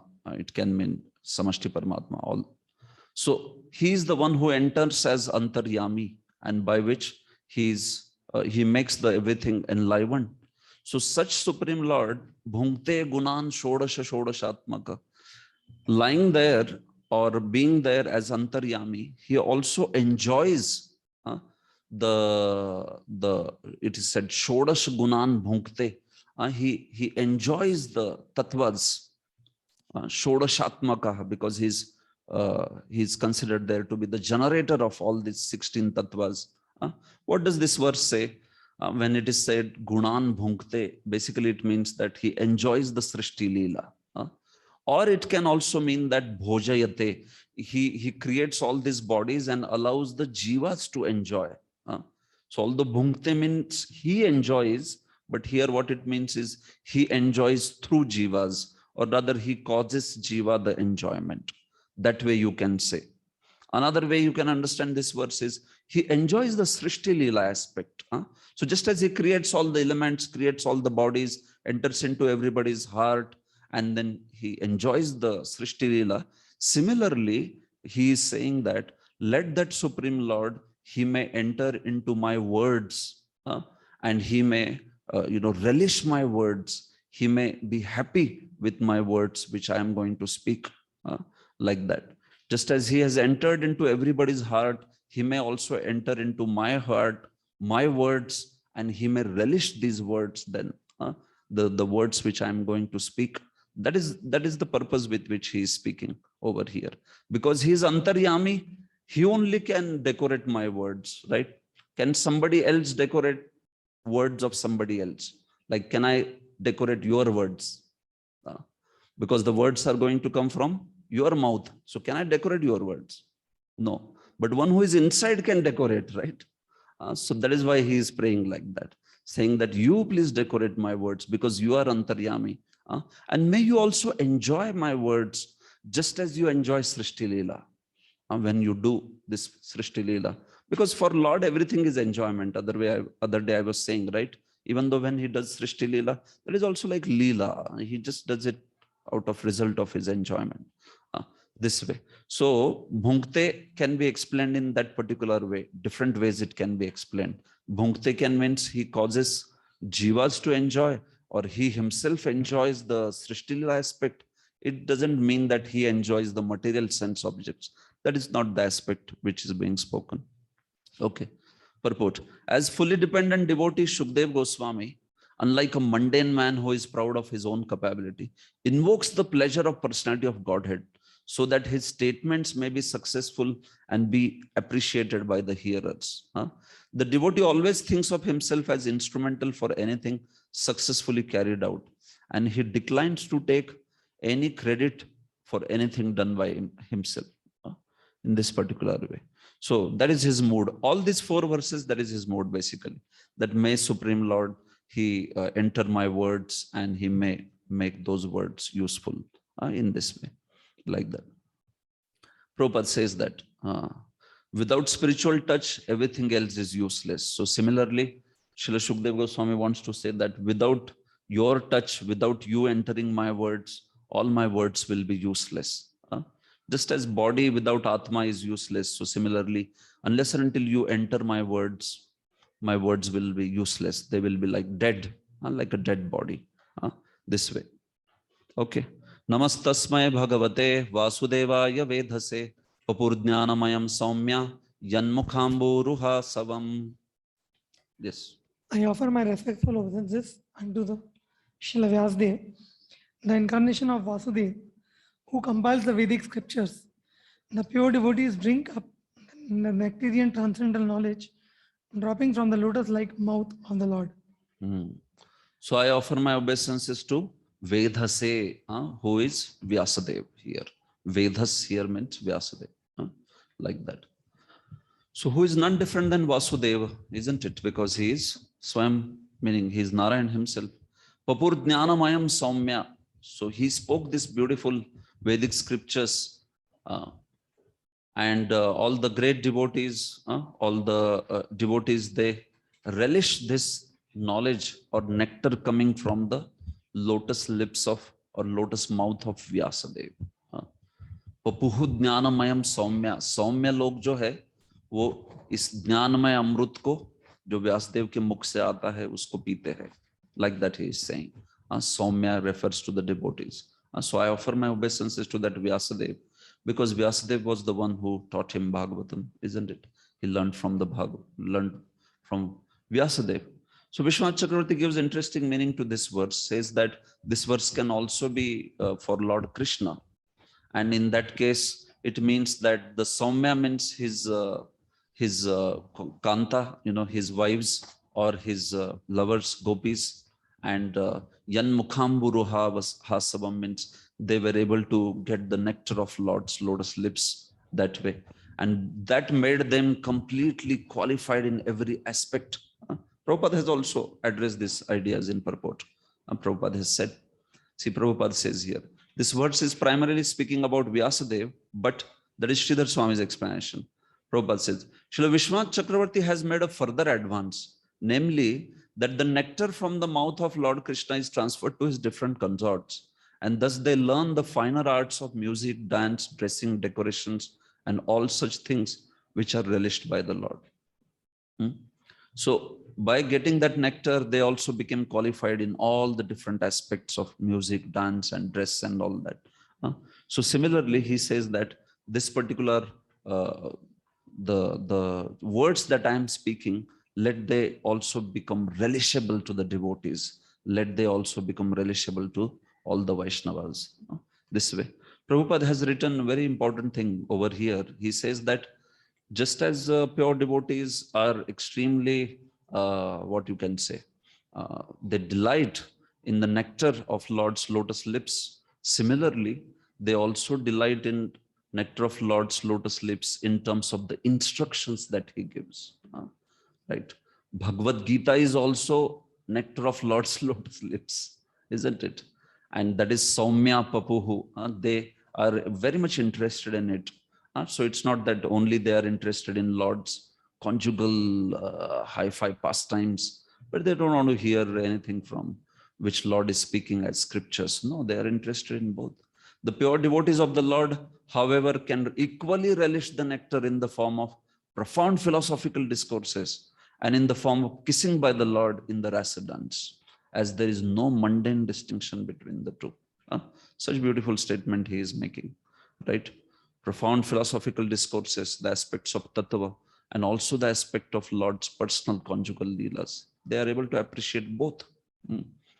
So, last verse.